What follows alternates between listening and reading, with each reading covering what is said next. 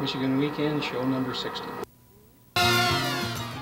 Hi there, I'm Fred Trost. I sure am glad you joined me for this edition of Michigan Weekend. You know, Michigan Weekend is the only hunting and fishing show in Michigan. That's right, and for you hunters, boy, we have something interesting.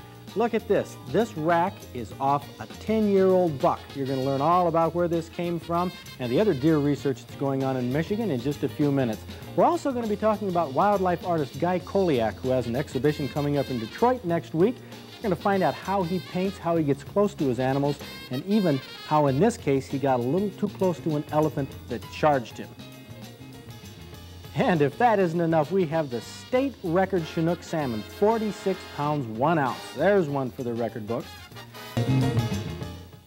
Up until now, the name Ray Essex might not mean anything to you, but it's a name that you'll probably be seeing in the fishing record books for some time to come here in Michigan. Ray, you have the distinction of catching the largest salmon that's been caught in this state. How big was this when you caught it? 46 pounds and 1 ounces. 46 pounds and 1 ounce. That beats the old state record Chinook salmon by 1 pound, 15 ounces, doesn't it? Correct. That was caught in 1975 in the St. Joe River. Now, people might wonder, how can you tell this is a Chinook salmon? Well, aside from the size, look in the mouth. A Chinook salmon is distinctive because its mouth is black inside as well as the gums. The complete mouth is black. Coho salmon, the gums are white or grayish. And on the trouts, the entire mouth is white. Well, Ray, tell us some of the details. Where'd you catch it and how? Oh, we caught it in Grand Rapids, down just above the fish ladder there, about 10:30 at night, snagging. Oh, we hooked down about 7 or 8 salmon in an hour, and this is the last one that we hooked into. And you know you had a big one at the time? Oh, we knew it was big, but we didn't realize how big it was until we'd actually landed the fish and brought him up by the vehicle. Before we realized how big it was, we didn't know it was any state record or anything like that. When did you find out it was a record? The next day when I had him down at my garage, we were getting ready to clean the fish, and one of the men that owned a sports shop in Grand Rapids there stopped in and seen the fish and suggested we had it weighed. So we took his advice and had it weighed. And were you surprised? Yes, we were. A lot of people wouldn't believe that. 46-pound salmon. This is the one to beat. Well, Ray, for bringing this down on the show, showing our Michigan Weekend viewers what kind of salmon Michigan can produce, we have a few little items for you. One is a Plano 737 tackle box along with an Eagle Claw ultralight rod and reel combination. Of course, a complimentary year subscription to Michigan Out of Doors. And right up there is your Master Angler certificate that indicates you hold the state record in Michigan. Also, we have a Master Angler patch for you.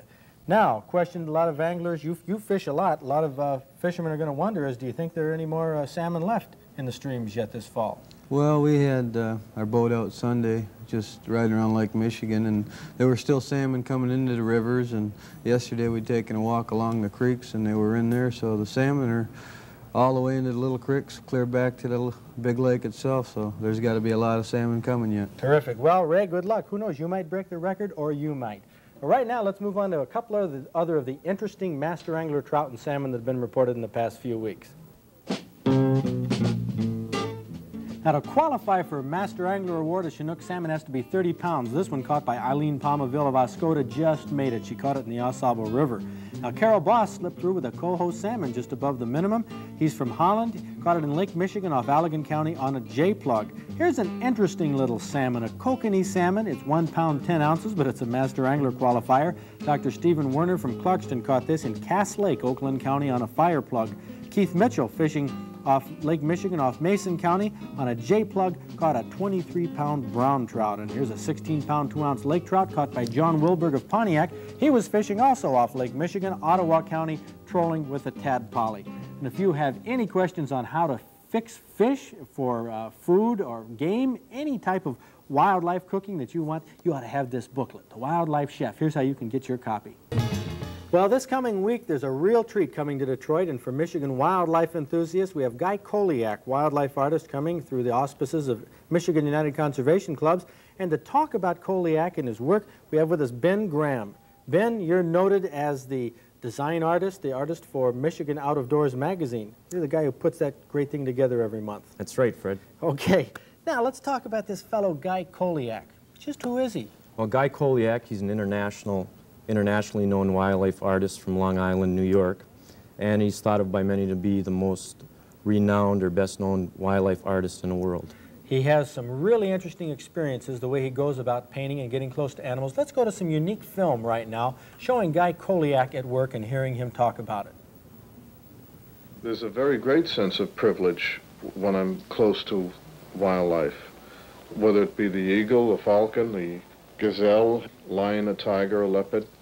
If I feel fortunate enough to be closer than I should be and to be tolerated by these magnificent creatures, I feel I have a special privilege. I'd like to think, of course, it's not true, but I'd like to think that they're giving me a little extra leeway that they wouldn't give the hunter. Well, Ben, I have some questions about Guy Coheleach and the way he paints from this film here. I know that he goes out into the wilds, he goes to Africa, all over the continents, getting close to these animals. Is that the way wildlife artists usually work? Well, Guy does that primarily to study his animals and his subjects. He spends a lot of time in Africa and Asia as well as North America. And while he's doing this, he's photographing his subjects with 35mm film and 16mm movies. He's doing this to study the subject, to get better acquainted with the animal, to understand its instincts, and to actually get to know how the animal feels, what the animal is thinking about, just to better acquaint himself with his subject. And I suppose this is a benefit. It somehow comes out in his paintings, right? Well, I think it certainly does. It's apparent in his work, and I think this helps a great deal in giving him the status of the greatest wildlife artist in the world. Of course, a good painting of a wildlife subject isn't one where it's just standing. A lot of it is moving, right? Motion you want to convey on the canvas? Motion is a big aspect of Coheleach's work, and he portrays it very well. You'll see that in some segments, his studies of motion of the different animals, and the way he portrays them in his final pieces. What does he do with the pictures that he takes? Does he go back and review them like, football films after the game, or does he use them to draw from directly? Well, the photographs are used primarily as studies for the artist. He studies the prints and the movies that he takes. He does sketchings of them until he manipulates the sketches by tracing and retracing to get the subject exactly the way he wants it, or the way he wants it to appear and convey it to the audience. The challenging and most difficult part in painting realistically is the challenge of how do you capture the smell, the foul breath of a lion at 3 feet, or the magnificent honking of geese as they migrate south. The action can be shown in a suspended time frame, but if we can ascribe 1,000 different reasons for the smile on the Mona Lisa, I guess we can hold no bounds to those reasons for the particular stare in a wild animal that are painted. But that doesn't mean that I put them there. I just put down the reaction that I get from the animal as I know it. What it is, I'm not about to interpret. It's very difficult for me to explain what I'm painting when I'm doing an animal, whether I'm painting what I see or painting some feeling deep down inside me that I'm not even aware of. It's important for me to have the animal look alive and to have the character that I know belongs to the animal. Well, Ben, I have an advantage doing motion pictures that I can show the animal moving and follow it. But Guy Coheleach really bites off a big task here when he wants to show that on canvas, doesn't he? That's right. Using a two-dimensional media like it is, he has to simulate motion, or motion that will follow. And in that particular painting, we can see that the bobcat stalking its prey and the motion that's going to come right after this particular scene. A striking picture, like all of his are. And of course, this must take years of studying these animals in the wild, doesn't it? That's right. Guy had always said that it takes him about 20 years to do the research on an animal, or actually to get to know wildlife and all his studies of it. It takes him about a month to inspire himself to do the painting, and it takes him about a week or a little longer than that to actually put the paint on the canvas. Well, let's look at some of his research right now in Africa as he's hunting some of these animals to study. Most interesting. There are many similarities between the hunter and the photographer and the artist, wildlife artist, such as the stork. You have to be very quiet. You've got to be unnoticed by the wildlife. Is a tremendous challenge, and it's rewarding to all three. The hunter, of course, can fire a bullet over a long range. The animal is dead, and he brings it back. The photographer is concerned with the light, and probably has to get a lot closer than the hunter. The artist probably is closer to the photographer as far as observation is concerned, but the tremendous advantage the photographer and the artist have over the hunter is that the artist and photographer can go into wild lands where there is no hunting, where the wildlife is unwary. But even the artist long afield can misjudge his prey, and when he does, he must take his chances and hope to survive. The African elephant has always struck me as being an extremely intelligent and tolerant animal. Like anyone else, he'll take just so much, though.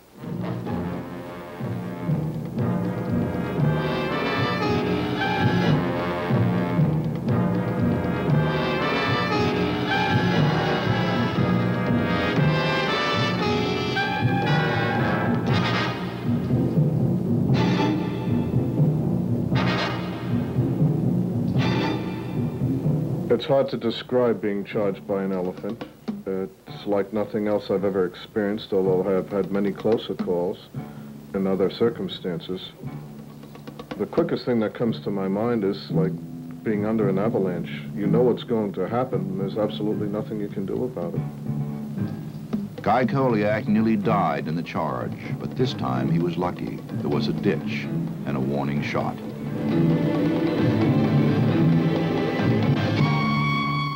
I can thank Eric Paulson, the head of the game department on the Zambezi River in Zambia, for saving my life, because he chased off an elephant that I'd pushed too far. Will he try again? Probably. Well, here it is. Here's the photo, or the painting that Guy Coheleach made from that wild elephant charge. An incredible picture. This will be on display at the Renaissance Center, right, Ben? Yes, that's right, it will be. Well, tell me about how many prints and originals are going to be there? Well, we'll have approximately 50 original paintings and about 50 collector prints on display. And plus there will be many other prints to buy, right? That's right. That's What's the cost to buy a Coheleach print? Well, the cost of a print is anywhere between $20 and $500. The original paintings run from about $20,000 to $50,000. Wow. Boy, and what an exhibit this is at the Renaissance Center this coming week, all week long. When will Guy Coheleach be there so people can talk with him? Guy Coheleach will be there on Thursday and Friday. I believe that's the 2nd and the 3rd of November from 12 o'clock till 2 o'clock both afternoons, and from 5 o'clock till 7 o'clock both evenings. What a treat. Your chance to meet and talk to Guy Coheleach, the world's foremost wildlife artist. And all of the money, by the way, that is raised here goes to the conservation projects of the Michigan United Conservation Clubs. And now, Ben, thanks for coming down. Now we got to stop and sell your magazine here, Michigan Out of Doors, which is half price this month to new subscribers. Just listen. Well, deer hunters, feast your eyes on this, a magnificent rack. This came off of a 10-year-old buck. Now, a lot of you are going to wonder, where do bucks like this come from? Well, the man that's going to talk to us about deer research in Michigan is John Nellist from the Houghton Lake Wildlife Research Station up in Houghton Lake. John, you're a wildlife technician there. Tell me a little bit about where the research station is and what you do there.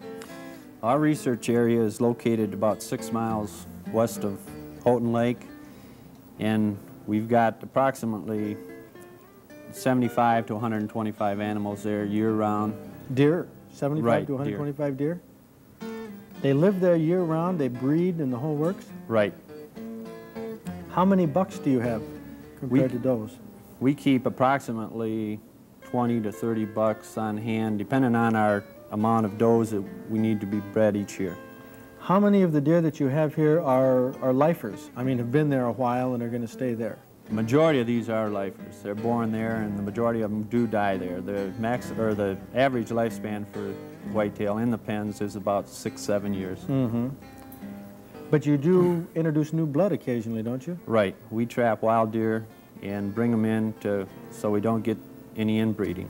Okay, now this particular day, the first week in October, I came up with my camera at the invitation of the DNR to observe the sorting and cutting off of the antlers of these deer.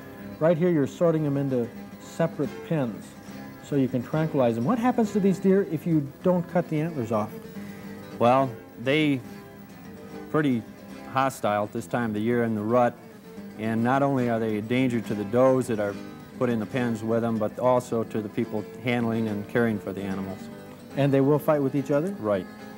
You said they're a danger to the does.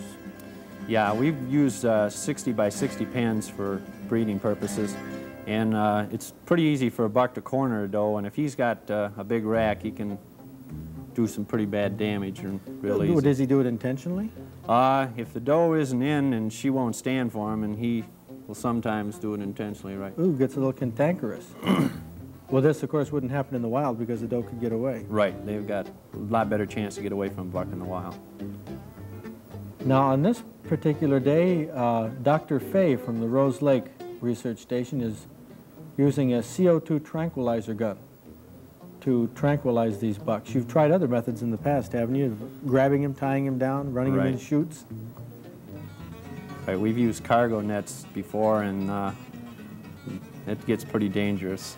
This, with the drugs, it minimizes the danger to both the animal and the handlers. Of course, even under these controlled conditions, tranquilizing the animals here right in pens, it's kind of tough now. And then here, this buck looked like it was down and out, but not by any means. That could be dangerous, couldn't it, moving in a Yeah, like you that? have to be real careful approaching these animals. Even though they look like they're out, they can still spring to life real fast. Now moving in very carefully, tapping them on the back.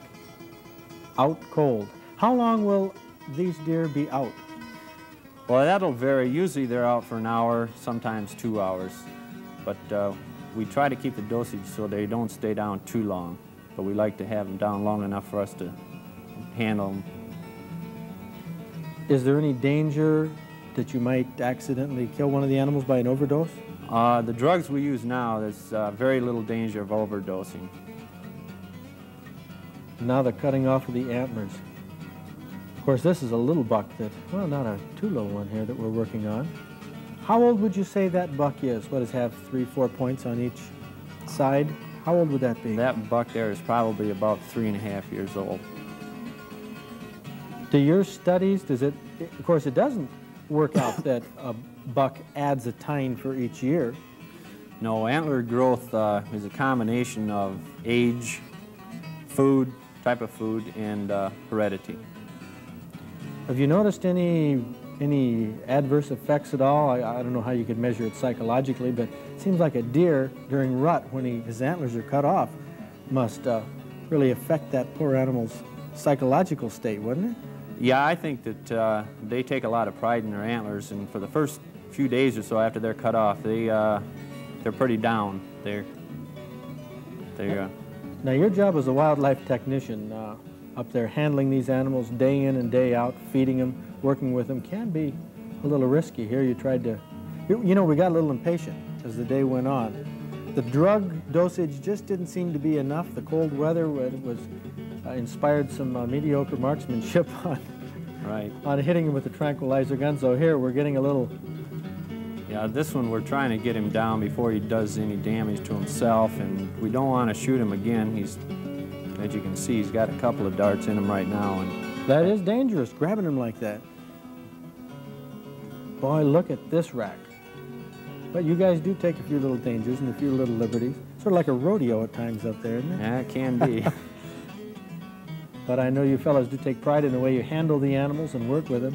How old is that buck there, do you know? That one there looks like he's our old one. I think he's 9.5 years old. Boy, what racks. Magnificent deer.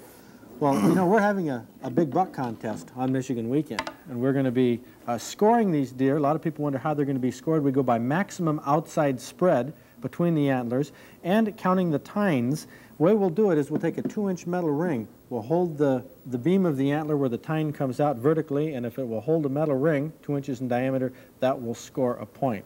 Boy, these are magnificent antlers right here. Of course, do not cut the antlers off of the deer in this fashion. Take the skull bone with it so we can keep the maximum outside spread. Well, now, what about the research station up there? Can anybody come in and see what's happening? We've got an exhibition area.